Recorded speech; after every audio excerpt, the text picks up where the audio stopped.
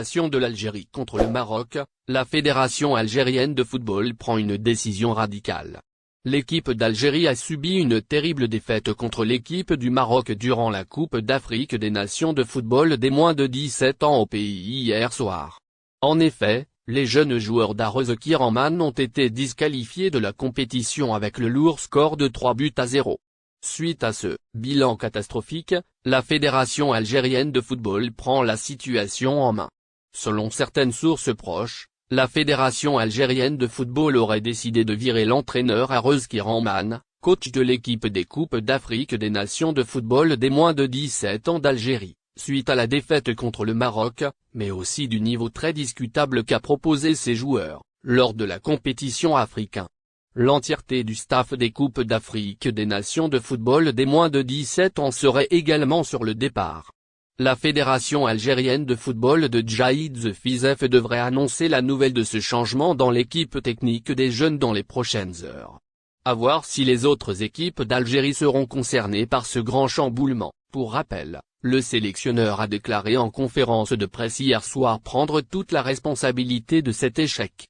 Arouz Kiramane a également souligné le fait que lui et son groupe ont beaucoup appris de leurs erreurs, tout en s'excusant auprès du public algérien pour cette déception. Algérie Foot, à la suite de la défaite en quart de finale de la Coupe d'Afrique des Nations de football des moins de 17 ans, où l'Algérie s'est inclinée 3-0 face au Maroc, le prestigieux commentateur Hafid Deradji n'a pas hésité à lancer une attaque sévère contre la Fédération algérienne de football.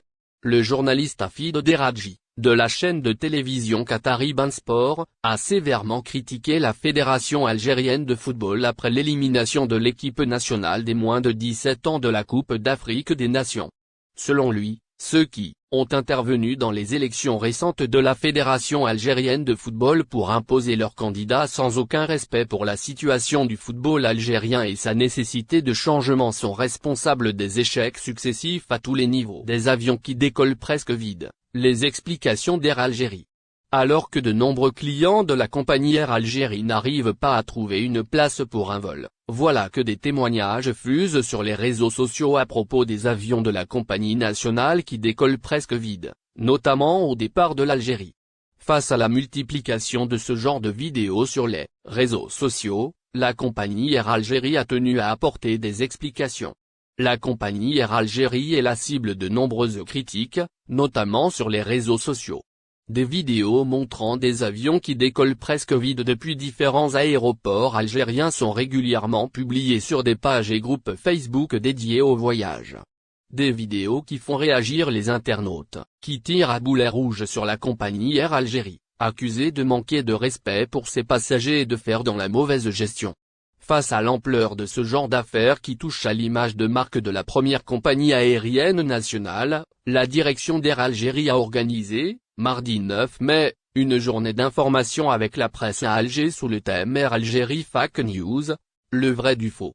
La séance a été surtout une occasion pour les responsables d'Air Algérie de donner des explications sur la question des avions de la compagnie qui décollent presque vides depuis et vers différents aéroports internationaux.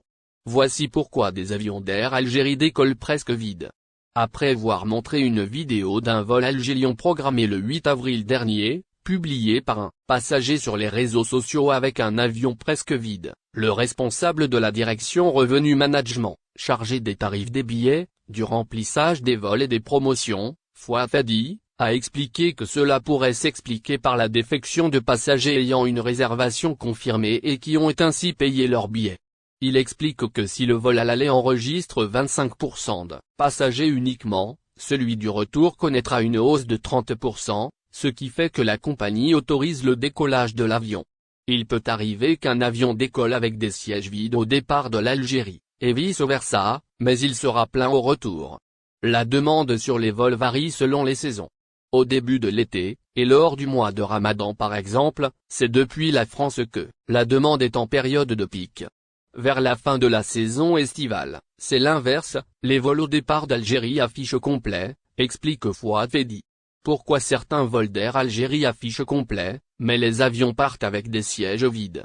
Le responsable d'Air Algérie a également expliqué le fait que certains vols décollent avec des sièges vides par le changement de l'appareil, par un avion d'une plus grande capacité, pour des raisons techniques. Une situation qui fait penser que l'appareil décolle le jour du vol presque vide, explique-t-il.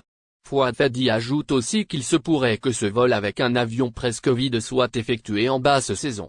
Pour ce qui est du phénomène des vols qui affichent complet à la réservation, mais le jour du départ l'avion part avec des sièges vides, le responsable d'Air Algérie a donné deux explications. Les no-show, les passagers réservés avec billets, mais qui ne se présentent pas à l'enregistrement le jour de départ. Un changement d'avion suite à une contrainte technique de Abdelmadjid Tebboune met en garde la France. Le président algérien Abdelmadjid Tebboune a récemment mis en garde la France lors d'une rencontre avec des responsables de médias algériens. Il a souligné que l'Algérie ne renoncera jamais au dossier de la mémoire et qu'elle ne marchandera avec aucun pays sur cette question. Je ne renoncerai jamais à la mémoire et aucun marchandage n'est possible avec aucun pays, a affirmé d'emblée Tebboune, en réponse à une question sur sa prochaine visite en France, qui avait prévu en mai puis décalée en juin.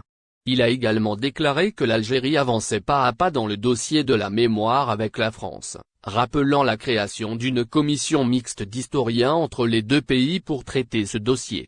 Abdelmadjid Tebboune a donc insisté sur le fait que la question de la mémoire était très importante pour l'Algérie et qu'elle ne pouvait pas être considérée comme un fonds de commerçants. Il a souligné que la mémoire était une nécessité, car celui qui ne connaît pas son histoire et ne glorifie pas ses martyrs ne pourra pas aller loin. Notons que, le dossier de la mémoire concerne les relations entre l'Algérie et la France pendant la période coloniale et post-coloniale.